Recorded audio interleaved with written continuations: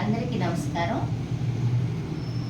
అంతర్జాతీయ మహిళా దినోత్సవం సందర్భంగా మహిళ యొక్క శక్తిని గమనించి ఎంతోమంది పోరాటాలు చేసి అంతర్జాతీయ మహిళా దినోత్సవం మాకు ఖచ్చితంగా ఉండాలని మహిళలందరూ కలిసి పోరాడితే ఈ మహిళా దినోత్సవం సపరేట్గా పలానా తారీఖు అని చేయటం, మార్చి 8వ తారీఖు అని చేయడం జరిగింది.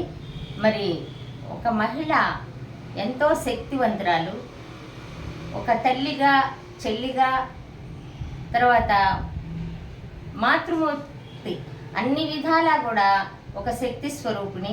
అలాంటి మహిళ గురించి ఈరోజు మనం అంతర్జాతీయ మహిళా దినోత్సవం జరుపుకోవడం, 9వ తారీఖున ఎన్టీఆర్ కళాక్షేత్రంలో మహిళా దినోత్సవం సందర్భంగా ఎన్నో పాటలు, మహిళల గురించి మంచి పాటలు జరుగుతున్నాయి కార్యక్రమం.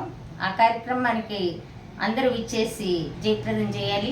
అలాగే ఆ రోజు విశిష్ట సేవలు అందించిన మహిళామణులకు కూడా సత్కారాలు జరుగుతాయి. కాబట్టి అందరూ వారిని కూడా వచ్చి ఆశీర్వదించవలసిందిగా మనవి చేస్తున్నాం. అందరికీ నమస్కారం అండి. ఈరోజు మన మహిళల గురించి ప్రత్యేకమైన రోజును గుర్తించి ఎన్నో కార్యక్రమాలు ఏర్పాటు చేశారు. ప్రతి చోట కూడా ఈ అంతర్జాతీయ మహిళా దినోత్సవం సందర్భంగా వివిధ విశిష్ట సేవలు అందించిన మహిళలందరికీ కూడా ఈరోజు ఘనంగా సత్కరించుకోవడం జరుగుతుంది. పెద్దలు అన్నారు, వంట ఇల్లే ఖైదీ కొట్టై, పడకటిల్లే పంజరంబై, అబల సభలు మారినప్పుడే కాలం మారుతుందని చెప్పారు.